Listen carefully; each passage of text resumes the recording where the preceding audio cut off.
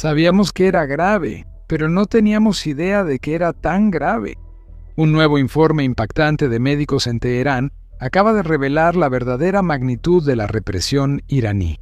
Las cifras son aterradoras. Más de 16.000 muertos y más de 300.000 heridos en solo unos pocos días. Para poner eso en perspectiva, a Rusia le tomó casi 2 años de guerra a gran escala, 20 meses para ser exactos, alcanzar esas cifras de bajas. Pero el régimen iraní llevó a cabo esa masacre en solo 2 días. Este es un tipo de represión que no hemos visto antes en la historia moderna. Aquí hay un manifestante que de hecho huyó de Irán, compartiendo cómo comenzó la represión. Escuchen. Nadie quería hablar frente a la cámara por miedo a los ojos vigilantes del régimen. Pero un hombre con heridas en el rostro nos dijo que le dispararon en una protesta en la provincia de Alborz la semana pasada. Me dieron en la cara con unas 7 balas de perdigón. Me pegaron arriba del párpado, en la frente, en la mejilla, en el labio, bajo la oreja y a lo largo de la mandíbula. Tuve que usar una navaja para sacar uno de los perdigones. Aún tengo 5 en la cara. Tenía mucho miedo de ser arrestado y no buscó ayuda médica. Nos dijo que las fuerzas de seguridad de Irán reprimieron las protestas en su pueblo, pero en otras zonas, algunas continuaron. Las manifestaciones aún continuaban en Kardi Malar y en algunas zonas de Teherán. Mis amigos estaban ahí, estábamos constantemente en el teléfono. El martes por la noche, la protesta seguía, pero no he tenido actualizaciones desde entonces. Ahora, ese fue solo el relato de una persona. Aquí tenemos un informe general de los doctores que estaban en Teherán. El régimen iraní está haciendo todo lo posible para eliminar este informe porque la tiranía prospera cuando la verdad es silenciada. Así que, si pueden, por favor, ayúdenos con el algoritmo simplemente haciendo una pausa y presionando el botón de suscribirse aquí abajo. De verdad hace una gran diferencia para ayudarnos a llevar la verdad a cada vez más personas. Este informe proviene de The Sunday Times, el cual fue obtenido de médicos que están en el lugar. El informe dice que al menos 16.500 iraníes fueron asesinados bajo oscuridad digital y más de 300.000 resultaron heridos. La mayoría de ellos en solo 2 días de masacre brutal, el 8 y 9 de enero. La mayoría de estas víctimas son jóvenes iraníes menores de 30 años. Más de 7.000 manifestantes tienen lesiones oculares y al menos entre 700 y 1.000 han perdido un ojo. Hay tantas lesiones oculares relacionadas con escopetas que los doctores no sabían a quién atender primero. La masacre fue tan extensa que muchas personas murieron por la falta de sangre.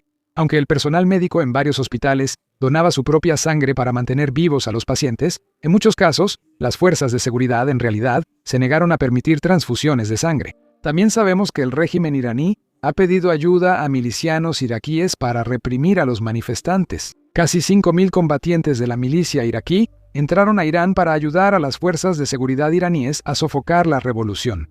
Esto solo demuestra que, incluso en el contexto del régimen islámico, donde las autoridades no temen matar personas durante las protestas, la magnitud de las muertes esta vez fue realmente sin precedentes. Ahora, la parte más irónica de todo esto es que las muertes fueron tan extensas que ni siquiera el régimen iraní pudo ocultarlas.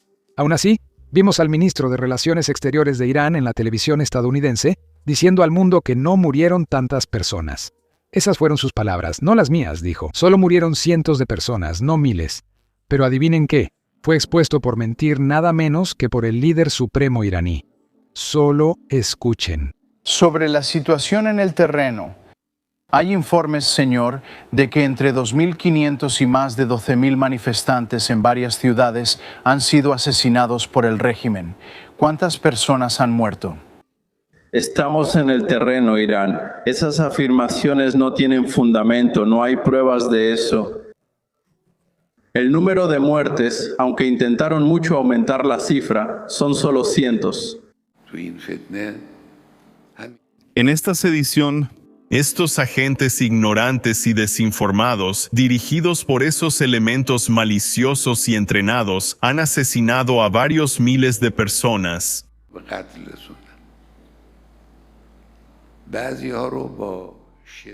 Ellos mataron a algunos con una severidad inhumana, es decir, de manera completamente salvaje.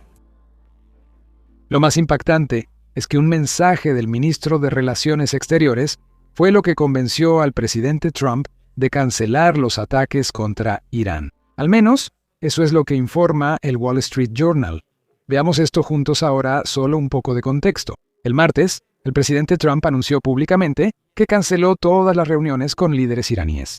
Y luego, les pidió al pueblo iraní que tomara los edificios gubernamentales y derrocara al régimen. También declaró que la ayuda está en camino. Pero 3 días después, Trump dio señales de que no habría ataques inminentes contra Irán. Entonces, ¿qué pasó exactamente durante esos 3 días que llevó a esta decisión? Vamos a entrar en eso ahora. El primero es, por supuesto, el presidente Trump ha afirmado públicamente que Irán detuvo las ejecuciones de los manifestantes y por eso canceló los ataques ahora. Esa fue solo la razón pública que se dio. Pero en realidad, pasaron muchas cosas durante esos 3 días que llevaron a la decisión de pausar los ataques. La primera fue, por supuesto, el análisis de costo-beneficio. De hecho, el ejército de Estados Unidos tenía algunas dudas sobre si un ataque realmente podría llevar a un cambio de régimen, porque es importante recordar que las protestas estaban ocurriendo en todo el país. Más de 100 ciudades estaban involucradas. Eso significa que las fuerzas de seguridad estaban en todo el país reprimiendo manifestantes, lo que dificulta hacer algo como la Operación Martillo de Medianoche de Estados Unidos. Durante esa operación, las fuerzas estadounidenses entraron, atacaron las instalaciones nucleares iraníes y salieron. Irán ni siquiera pudo disparar un solo tiro de regreso, como si las defensas aéreas no detectaran nada entonces. La diferencia es que las instalaciones nucleares iraníes estaban muy concentradas. Apuntamos a 3 sitios, los destruimos todos y salimos. Esta vez no es el caso. Así que, según el personal militar que estaba asesorando al presidente, los números simplemente no cuadraban. Sería muy difícil entrar y llevar a cabo los ataques, e incluso si Estados Unidos tuviera éxito, eso no garantiza necesariamente que habría un cambio de régimen. Y es importante señalar que no solo el ejército estadounidense estaba argumentando este punto. Incluso tuvimos al primer ministro israelí, quien tuvo una llamada con el presidente Trump, tratando de convencerlo de lo mismo. Argumentó que quizá aún no era el momento para atacar al régimen con bombardeos. Estados Unidos debe esperar una mejor oportunidad. Y también teníamos a los países árabes, más específicamente a los países del Golfo como Arabia Saudita, Qatar y Emiratos Árabes Unidos, que estaban presionando a la Casa Blanca para que también detuviera los ataques.